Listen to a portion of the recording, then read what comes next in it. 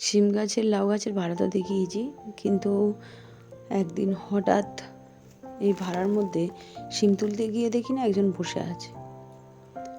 এমনি হয়তো বসে আছে, ডিম পারবে বুঝতে পেরেছি, কিন্তু বসে আছে। আমি কাছে গিয়ে দেখি না দুটো ডিম পেড়ে বসে আছে। কবে যে ডিম পারলো আর কবে বাসা করেছে বুঝতে পারিনি। এই যে দুটো ডিম, এটাই ভেবে খারাপ লাগছে যে এত দেরিতে ডিমটা পারলো। শিবরাত্রির আগে তো তুলে দিতে হবে, এখানে প্যান্ডেল হয়, তাই ভাবছি কী হবে, ওকে কোথায় রাখবো, আর রাখলে কি ও সেই ডিমে আর বসবে, এটাই ভেবে খারাপ লাগছে।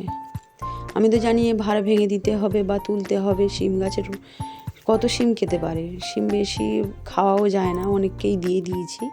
আর ভিডিওটি অনেক দিন আগে তোলা, এখনই আপনাদের সঙ্গে শেয়ার করছি। যাই হোক, শিম তো ভর্তি হয়ে গেছে, ফুলও ভর্তি হয়ে গেছে। এই যে কত শিম দেখুন, সবুজ শিম যেরকম হয়েছে সাদা শিমও তেমন হয়েছে।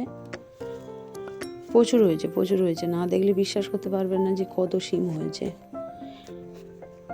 এই যে থোকো শিম, এই শিমটা নাকি এরকমই হয়। আর দানা করার জন্য কয়েকটা রেখেও দেব। দানা হয়নি, কত কচি শিম তুলে দিয়েছি, কত কচি শিম ফেলে দিয়েছি। আর ওষুধ দিই না, অনেকটা তুলে দিতে হবে বলে আর ওষুধ দিয়েই বা কী হবে, এমনিতেই যা হবে তাই হবে। এই যে কত শিম দেখুন। আর ওদিকে যে ঘুঘু পাখিটার জন্য খুব কষ্ট হচ্ছে। ওটা তো ঘুঘু পাখি, আমরা জানি যেটা ঘুঘু পাখি, ওটা ওর জন্য বেশি কষ্ট হচ্ছে, কারণ মা তো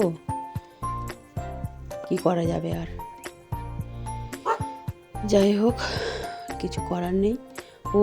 ও বুঝতে পারেনি যে ভাড়াটা ভেঙে দেবো, আর আমিও বুঝতে পারিনি যে ও এসে ওরকমভাবে ভাড়ার মধ্যে ডিম পেড়ে বসে থাকবে।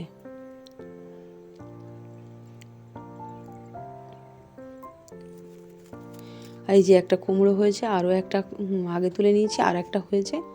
আর এই যে ফুল ভর্তি হয়েছিল, তুলে দিলাম। আর এটাও তুলে নিলাম, তুলে নিয়ে রেখে দেবো। ভাড়াটা ভেঙে দিতে হবে, তো আস্তে আস্তে পরিষ্কার করছি। যাই হোক, ভিডিওটি ভালো লাগলে লাইক এবং শেয়ার করবেন। নমস্কার, ভালো থাকবেন।